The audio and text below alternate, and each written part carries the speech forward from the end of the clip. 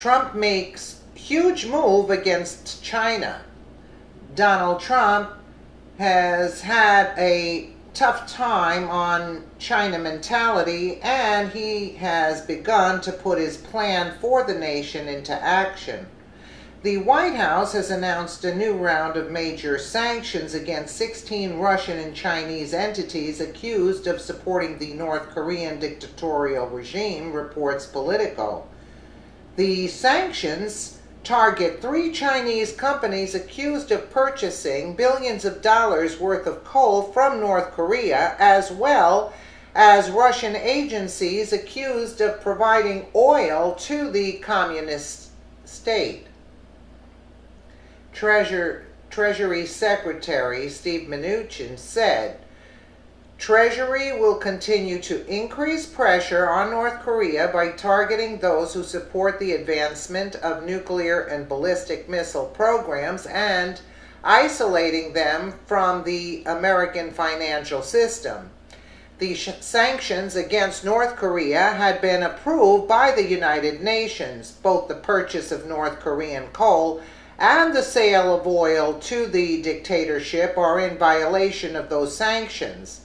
China and Russia both have a seat on the United Nations Security Council and in other key assemblies where they could have weighed in on the sanctions against the rogue state. The companies who choose to work with the two nations must adhere to the decisions of their governments and to international law. The United Nations agreed to these sanctions early this August. In total, they amounted to $1 billion, as reported by the Wall Street Journal. China and Russia are generally opposed to levying sanctions, but both nations ultimately accepted them due to North Korea's unstable behavior. The regime has launched 3 new missile tests this year and has been pushing out increasingly dangerous rhetoric from their national media outlet. President Trump called China out for not doing enough to dampen this aggressive behavior, which ultimately convinced China to support the sanctions in the first place.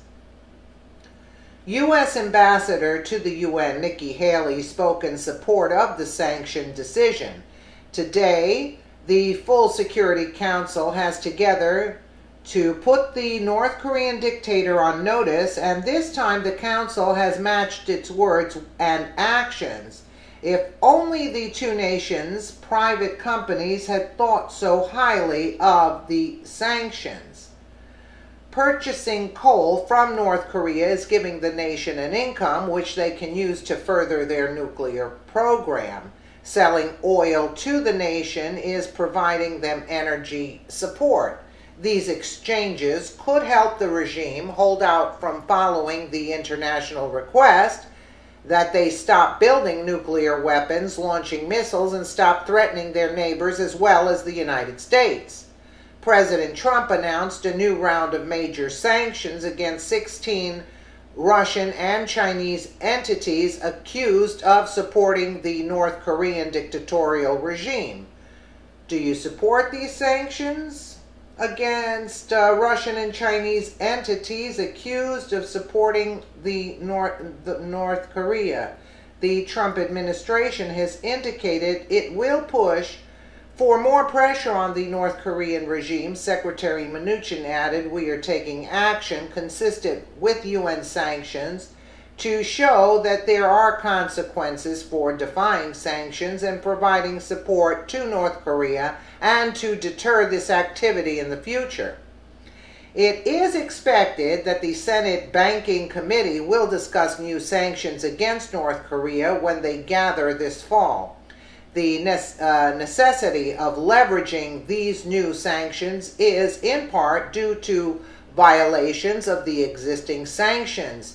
Time will tell how Russia and China will respond to their companies' disregard for the sanctions.